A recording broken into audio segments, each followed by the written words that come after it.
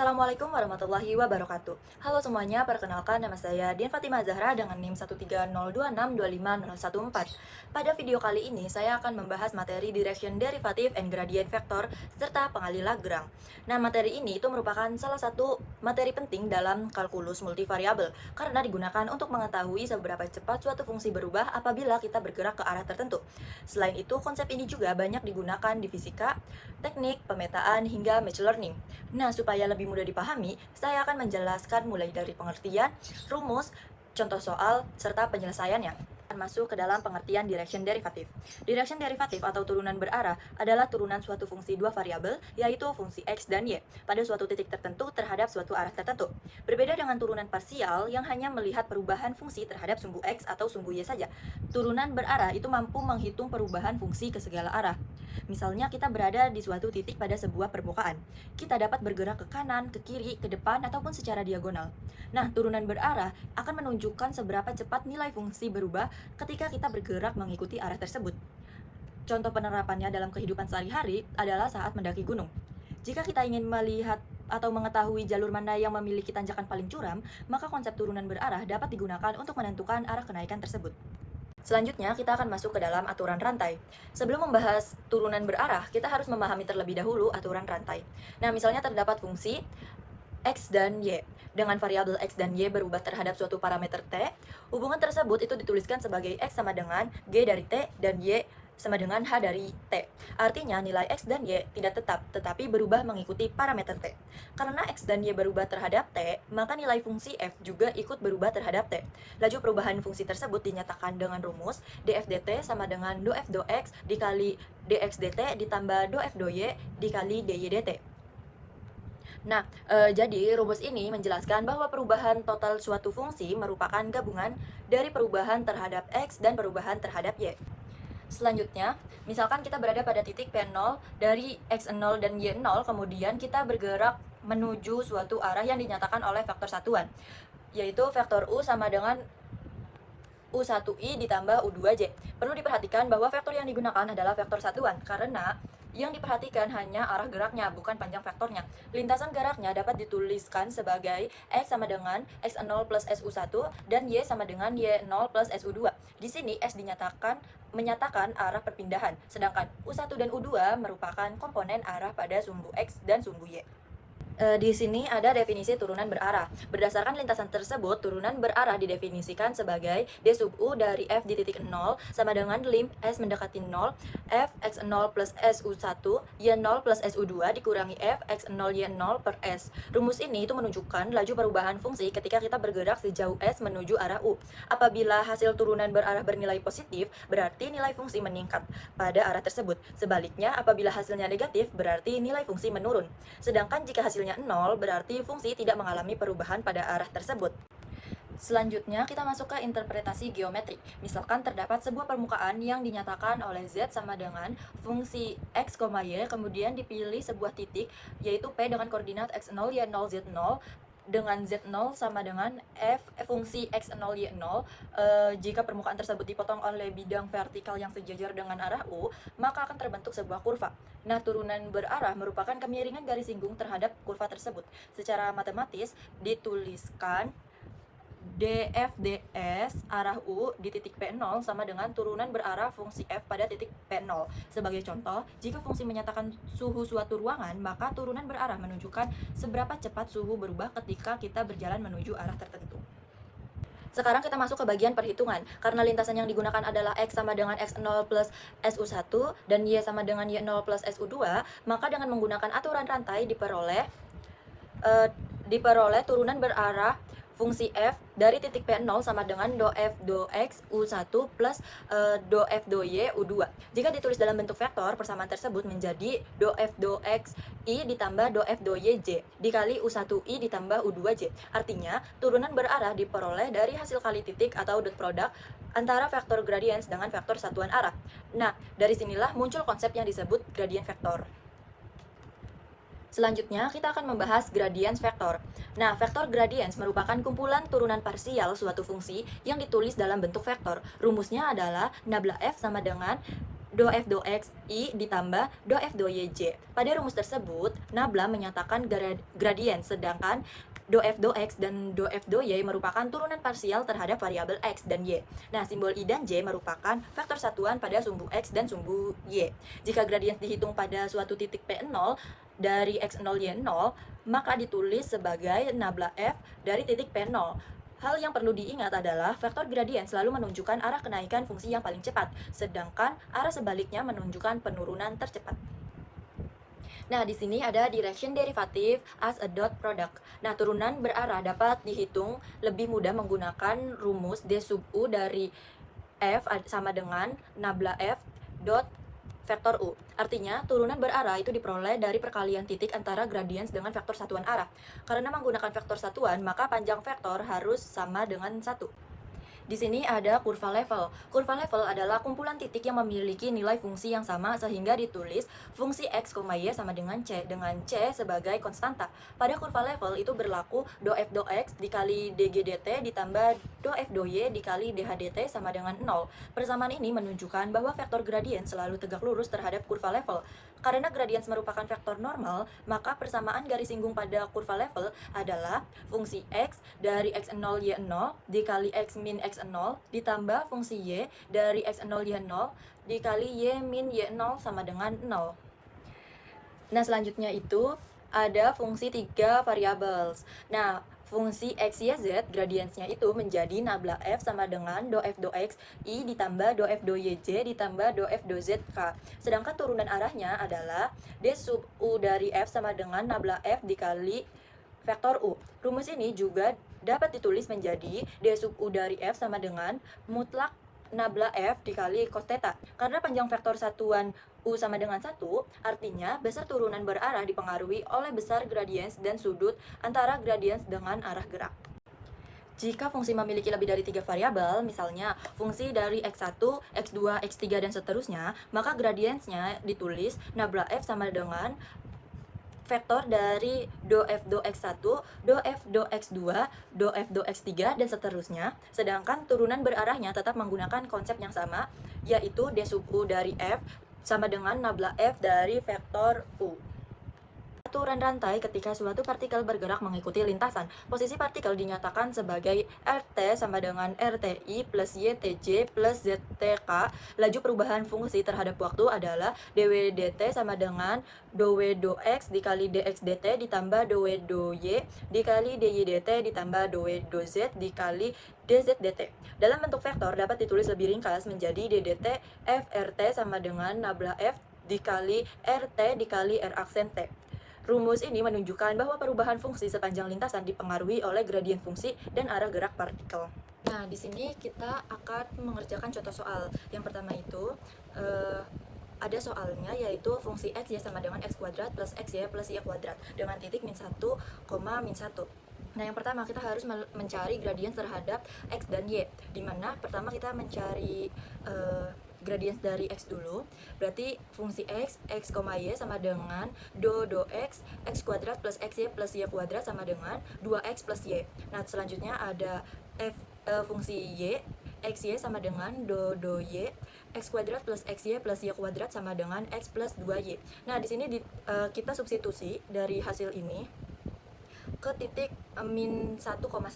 Nah, pertama kita masukkan ke dalam fungsi x terlebih dahulu. Berarti 2 kali min 1 ditambah 1 sama dengan min 1. Terus untuk fungsi y-nya berarti min 1 plus 2 kali 1 sama dengan 1. Nah, di sini nabla f min 1,1 sama dengan min i plus j atau min 1,1. Nah, arah kenaikan dan penurunan. Nah, kita menentukan arah kenaikan dan penurunan tercepat. Nah, kita menggunakan ini mutlak nabla f sama dengan akar min 1 kuadrat plus 1 kuadrat sama dengan akar 2. Nah, nilai ini itu menunjukkan besar laju perubahan maksimum fungsi. Oke, nah terus selanjutnya itu menentukan arah kenaikan tercepat.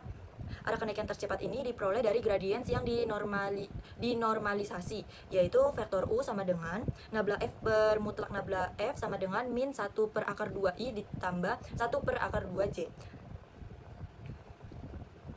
Nah, arah penurunan tercepatnya itu di sini ada min u sama dengan 1 per akar 2 I min 1 per akar 2J. Nah, turunan dalam arah kenaikan tercepat. Nah, laju kenaikan maksimum sama dengan panjang gradients. Jadi, kita masukkan dulu, yaitu D sub U dari F sama dengan mutlak nabla F sama dengan akar 2. Ini untuk kenaikannya, dan untuk penurunannya itu ada di min 2. Karena apa? Karena di mutlak nabla F-nya itu ditambahin min. Karena kan penurunan, jadi ada minusnya.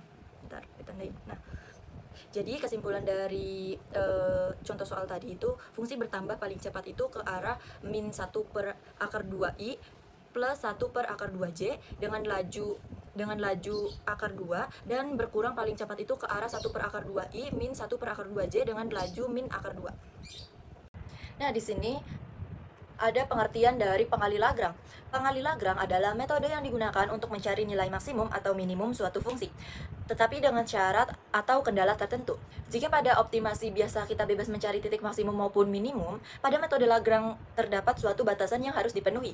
Sebagai contoh, kita ingin mencari titik dengan jarak paling dekat ke titik asal, tetapi titik tersebut harus berada pada suatu bidang tertentu. Karena ada batasan tersebut, maka kita tidak bisa menggunakan turunan biasa, melainkan menggunakan metode pengali Lagrange. Selanjutnya, misalkan terdapat fungsi tujuan, fungsi dari X, Y, Z yang ingin dicari nilai maksimum atau minimumnya. Nah, namun fungsi tersebut memiliki kendala G dari X, Y, Z sama dengan 0, artinya solusi yang kita cari harus memenuhi persamaan kendala tersebut. Nah, di sini ada contoh mencari titik pada bidang 2X plus Y min Z min 5 sama dengan 0 yang mempunyai jarak paling dekat dengan titik asal. Nah, rumus jarak dari titik asal adalah vektor dari OP sama dengan akar X kuadrat plus Y kuadrat plus Z kuadrat. Agar perhitungannya lebih mudah, akar tidak langsung digunakan, melainkan diubah menjadi fungsi, yaitu fungsi X, Y, Z sama dengan X kuadrat plus Y kuadrat plus Z kuadrat. Kenapa sih? Karena fungsi akar pada fungsi kuadrat itu memiliki titik maksimum dan minimumnya yang sama. Nah, sehingga proses perhitungan itu menjadi lebih sederhana. Pada contoh tersebut, itu memperoleh titik terdekat yaitu 5/3, 5/6, dan min 5/6 dengan jarak sekitar 2,04. Nah, di sini ada konsep utama metode pengali Lagrange adalah untuk menyamakan gradien fungsi tujuan dengan gradien fungsi kendala. Rumus utamanya adalah nabla F sama dengan lambda nabla G atau kendala. Nah, di sini nabla F itu menyatakan gradiens dari fungsi tujuan, sedangkan nabla G itu merupakan gradiens dari fungsi kendala. Untuk lambda sendiri itu disebut dengan pengali Lagrange, yaitu suatu konstanta yang menggabungkan dua gradiens tersebut. Mengapa kedua gradiens itu harus sejajar? Karena pada titik maksimum atau minimum yang memenuhi kendala, arah perubahan terbesar dari fungsi tujuan itu tidak boleh keluar dari daerah kendala. Akibatnya, gradiens fungsi tujuan dan gradiens fungsi kendala itu harus memiliki arah yang sama atau kendala hanya sebesar suatu kelipatan skalar, yaitu lambda. Nah, konsep berikutnya adalah teorema gradiens ortogonal. Teorema ini menyatakan bahwa apabila suatu fungsi memiliki nilai maksimum atau minimum lokal pada sebuah kurva halus, maka gradiens fungsi akan tegak lurus terhadap vektor singgung kurva tersebut. Nah, kurva dapat ditulis sebagai R dari T sama dengan XTI plus YTJ plus ZTK. Nah, sedangkan fungsi sepanjang kurva adalah fungsi ZT, YT, ZT jika diturunkan terhadap parameter T, maka diperoleh df dt sama dengan do f do x dikali dx dt ditambah do f do y dikali dy dt ditambah do f do z dikali dz dt. Nah, dalam bentuk vektor, persamaan ini itu menjadi df dt sama dengan nabla f dikali r aksen dikali t. Pada titik maksimum atau minimum lokal itu berlaku df dt sama dengan 0, sehingga nabla f dikali r aksen kali t sama dengan 0. Artinya, gradien fungsi tegak lurus terhadap arah gerak pada kurva. Inilah dasar mengapa metode Lagrange itu menggunakan hubungan gradiens. Bagaimana jika fungsi memiliki dua kendala? Misalkan, fungsi yang akan dicari nilai ekstrimnya adalah fungsi dari x, y, z dengan dua kendala, yaitu g1 x, y, z sama dengan 0 dan g2 x, y, z sama dengan 0. Pada kondisi ini itu digunakan dua pengali Lagrange, yaitu lambda dan mu. Nah, rumusnya menjadi nabla f sama dengan lambda nabla G1 ditambah mu nabla G2. Nah, selain memenuhi persamaan tersebut, solusi yang diperoleh juga harus tetap memenuhi kedua kendala, yaitu G1 dari X, Y, Z sama dengan 0 dan G2 dari x, y, z sama dengan 0. Artinya, gradien fungsi utama itu merupakan kombinasi linear dari gradien kedua fungsi kendala. Konsep ini digunakan ketika daerah penyelesaiannya merupakan perpotongan dua permukaan. Di sini ada contoh soal, yaitu diketahui ada titik-titik pada elips itu x kuadrat plus 2y kuadrat sama dengan 1, dan dimana fungsi x, y nya itu sama dengan xy yang memiliki nilai ekstrimnya. Nah, di sini kan sudah diketahui nih kalau misalkan si ini tuh adalah xy ini adalah fungsinya, sedangkan untuk x kuadrat plus 2y kuadrat sama dengan 1 itu adalah kendalanya. Nah, agar sesuai dengan metode Lagrange, persamaan kendala itu kita ubah menjadi g x, y sama dengan x kuadrat plus 2y kuadrat min 1 sama dengan 0. Kan? Selanjutnya kita menggunakan rumus utama metode Lagrange, yaitu nabla f sama dengan lambda nabla g. Nah, di sini kita mencari terlebih dahulu turunan parsial dari fungsi tujuan. Karena